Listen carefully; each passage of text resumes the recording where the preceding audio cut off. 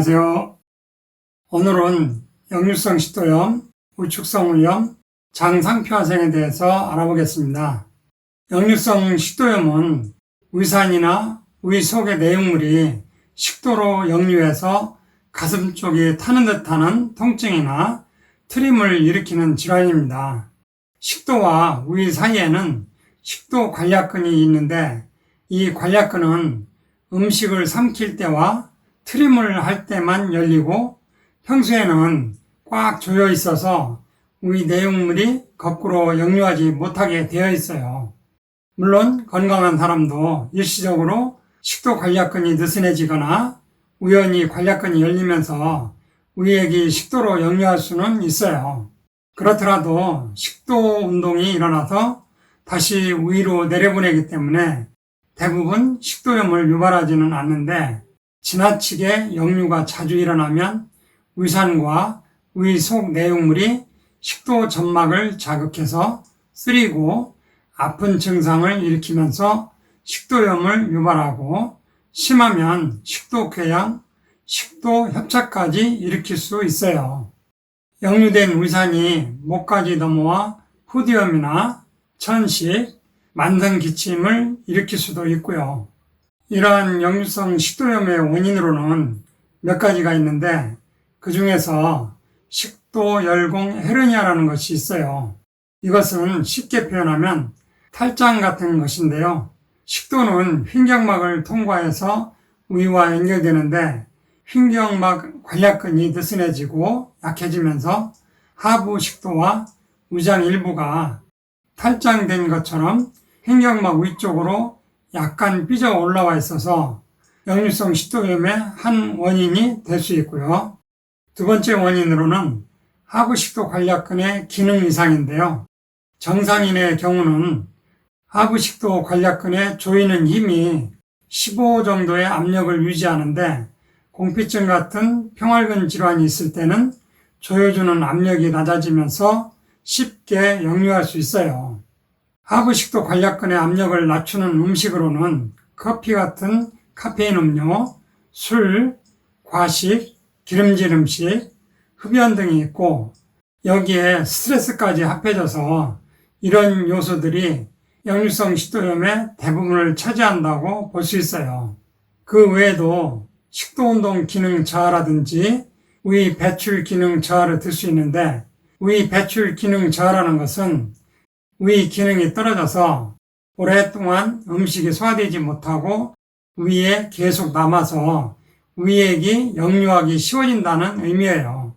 비만도 위 식도 역류를 일으키는 중요한 인자 중에 하나입니다.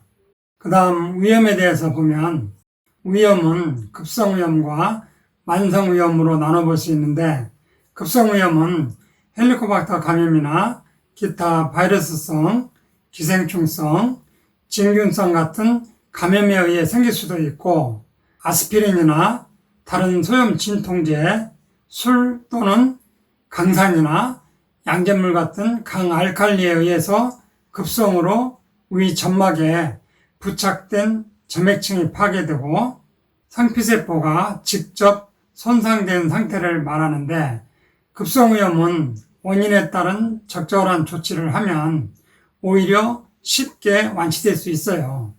문제는 만성위염인데요.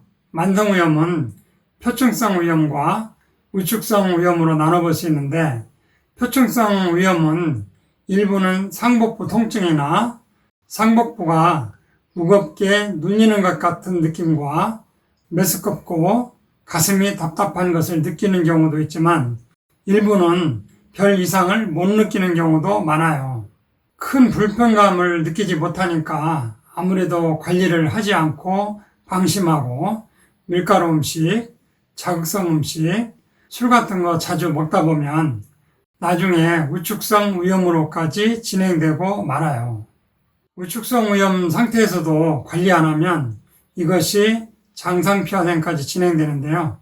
위축성 위염은 위벽이 위축 얇아져서 내시경상으로 보면 빨간 실핏줄이 거미줄처럼 보이게 되죠. 장상표화생은 위에 장상피 조직을 닮은 세포가 생겼다고 해서 장상표생이라고 이름을 붙이긴 했는데 엄격히 말하면 소장 점막은 윤상주름 형태로 조금 달라요. 장상표생 세포는 백화현상과 더불어 모양이 올록볼록하고 이쁘지가 않아요. 장상표생은 이형성으로 바뀌면서 암으로 진행될 수 있어요. 우리가 숨을 쉬어야 살 수 있는 것처럼 의점막 세포도 적혈구가 운반해준 산소로 숨을 쉬어야 하는데 스트레스나 기름지름식, 독소 등으로 세포막이 산화되고 변성되면 산소 공급이 잘 안 되고 저산소증이 되면 세포핵의 유전자가 변형되는데 장상표화생도 세포막의 변성으로 세포 모양이 바뀐 것이고 세포막이 35% 이상 막히기 시작하면 세포가 죽든지 암세포로 돌변하든지 둘 중에 하나를 선택하게 돼요. 그래서 장상표화생을 암 전단계 세포라고 하는데 이것이 다 암으로 가는 것은 아니지만 한국인은 위암 발병률이 다른 암보다 상위에 있기 때문에 적극적으로 관리해 주셔야 돼요. 우측성 위염이나 장상표화생은 헐어 있는 염증 상태가 아니기 때문에 제산제나 아침 공복에 먹는 의산분비 억제제 PPI로는 치료될 수가 없고 오히려 제산제 종류를 오래 먹으면 위장 기능이 더 나빠지게 돼요.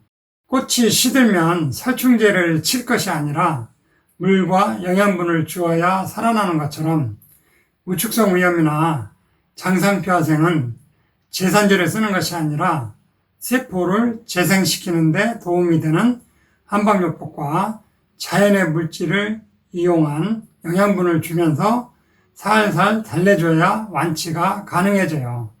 실제 그렇게 해서 완치되는 사례가 계속되고 있고요.